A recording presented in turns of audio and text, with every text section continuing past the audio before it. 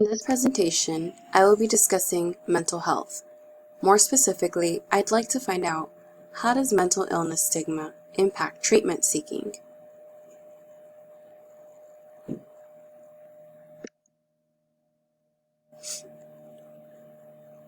Introduction. There is a multitude of diversity in beliefs that lend to lack of seeking out mental health care. Unfortunately, this is a social problem that affects each one of us differently, from gender differences to cultural and so many more in between. There is a huge issue in the way the world perceives mental health negatively, and it is seriously affecting those who should be seeking treatment.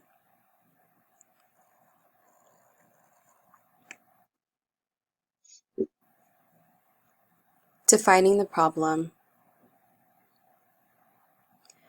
The perspective from which I view this issue is from the symbolic interactionist theory. In our social problems textbook, we learn that symbolic interactionists focus on 1. How meanings, definitions, and labels influence health, illness, and healthcare, and 2. How such meanings are learned through interaction with others and through media, messages, and portrayals. In defining mental health, we each attach different meanings and labels that are learned through interacting in society with our friends, family, peers, the media. For example, this is a beginning of how stigmas may form. So we can think to conversations that we have with our colleagues, at gatherings, things that we see on the internet. These all impact stigmas. Some examples of people's beliefs are the following. Asian American students have reported that a lack of family support is a barrier in seeking mental health care. Police officers hesitate in seeking help because they fear stigma within the agency. They lack confidence in mental health providers, fear that losing control of their emotions could jeopardize their career, and so forth. Muslim Americans cite that prejudice, discrimination, cultural beliefs, the proximity and accessibility to culturally and linguistically compatible mental health services, as well as other reasons, discourage them from seeking mental help. These are all very diverse examples, and each one has so many different sets of factors. Muslim Americans cite so many different things that we may not even have thought of. Language barrier, being such a simple thing, would prevent somebody from seeking help. Police officers, who are so integral to our society, just don't feel confident in seeking help, and we may see the effects of that. Asian American students not having family support is really something that saddens society, in my opinion.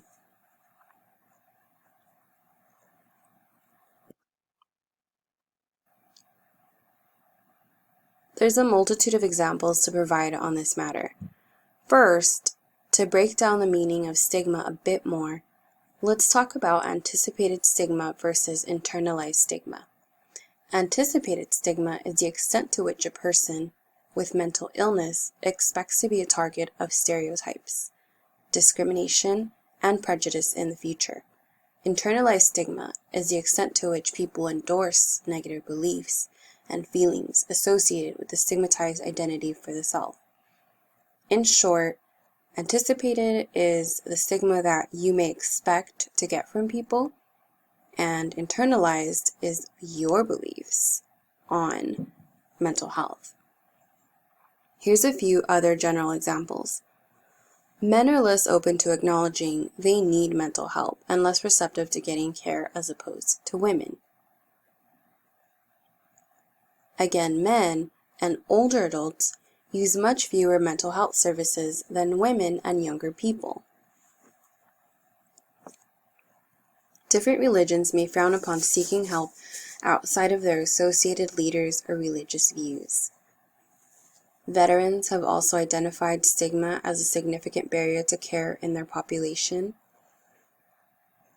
As noted, many stigmas affect people from seeking mental health treatment. Not one is more important than the other, but they all require help.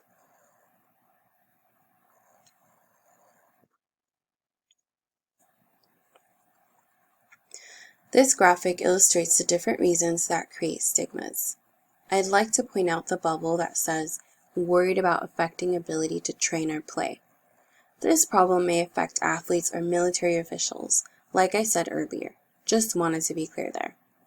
So we have lack of problem awareness, denial of problem, not sure who to ask for help, scared of what might happen, worried about affecting ability to play or train, believe it would not help, not accessible, lack of time, difficulty in or not willing to express emotion.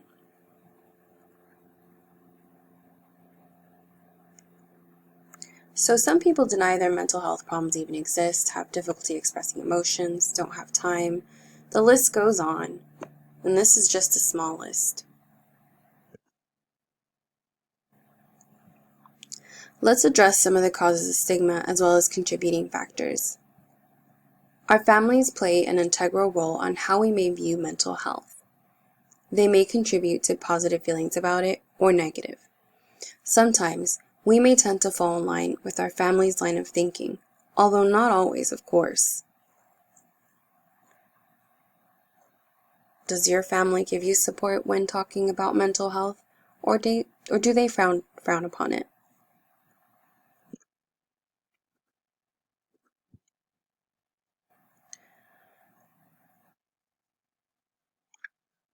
Excuse me. Socioeconomic status may dictate the stigma that we may not feel that we are being offered enough quality services.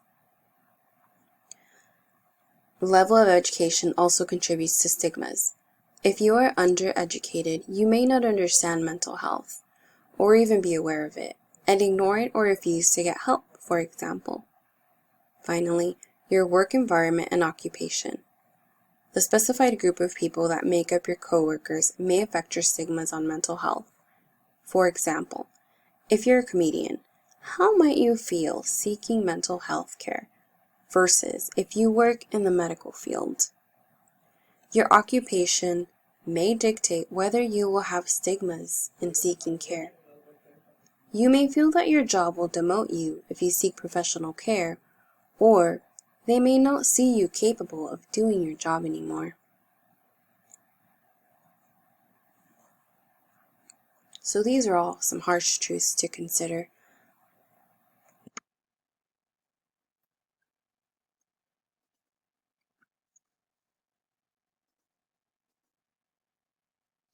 So what are the consequences of stigma's impact on treatment seeking, really? If this problem continues, there are many measurable results we can expect. Relationship problems, financial problems, increase in rates of disability, social problems, health problems, and increased rates of mortality. Someone who is not mentally stable may have a hard time staying in a relationship, having friendships, those kind of relationship problems, right? Financially, if they can't keep a job, chances are they will face financial difficulties sometime. Increases in rates of disability. Well, some people may be deemed disabled through their mental illnesses, social problems. There have been, certain studies about crime, actually. Health problems, which are obvious, but they could correlate. And lastly, increased rates of mortality. That could mean, suicide rates simply, or other illnesses.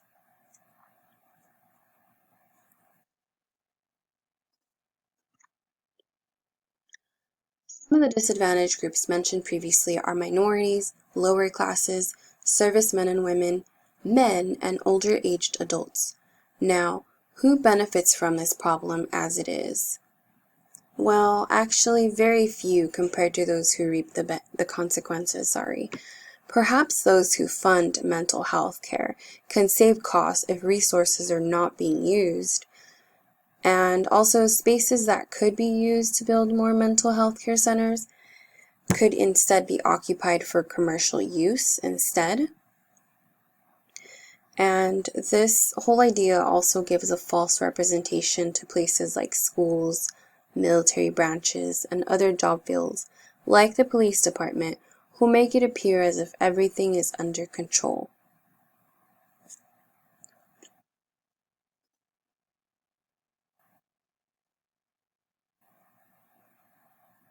So how do we fix this problem? Who needs to take responsibility, and what can they do about it? Well, the media can play a big role. One way to help eliminate stigma associated with mental illness is by enacting laws that prevent these negative and dangerous stigmas from being portrayed in any aspect of the media. If each and every network or company in telecommunications was to limit and refine the ways in which they broadcast this topic, stigmas could altogether disappear one day. For example, the National Alliance on Mental Health Illness has fought against negative portrayals of mental illness in movies and television, and stigmatizing inaccurate language in the news and media.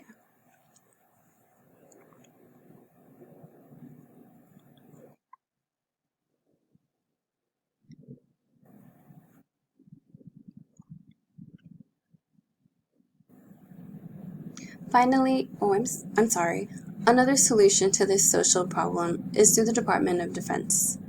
Because military personnel are such a valuable and honorable part of our country, more campaigns should be launched to help destigmatize mental health within this community. For example, the Department of Defense launched an anti-stigma campaign called Real Warriors, Real Strength, designed to assure military personnel who are seeking mental health treatment will not face any harm to their careers. The Department of Defense should continue to do more to honor the invisible wounds of those who are serving or have served their country.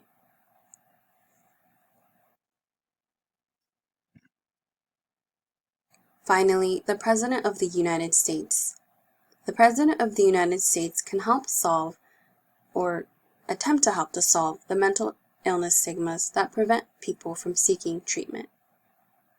He can sign executive orders which could improve mental health facilities, the amount of staffing, and provide expanded services to mental health care patients, such as specialty care. This would help to improve the mental health care system altogether, thus enabling some people to regain confidence in seeking care, for example. In 2012, former President Barack Obama signed an executive order that increased mental health staffing at the Department of Veterans Affairs.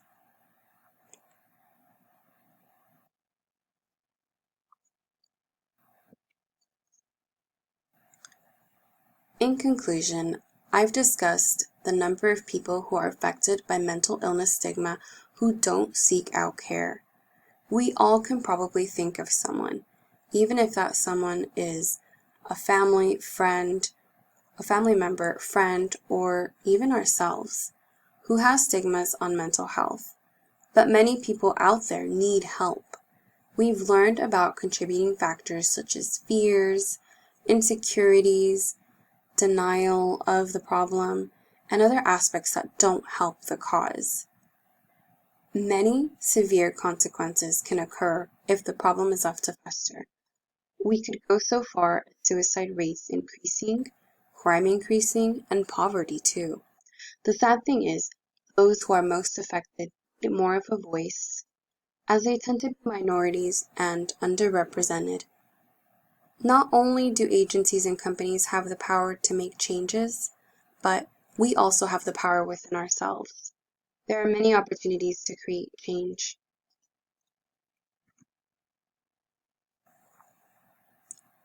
Thank you for listening.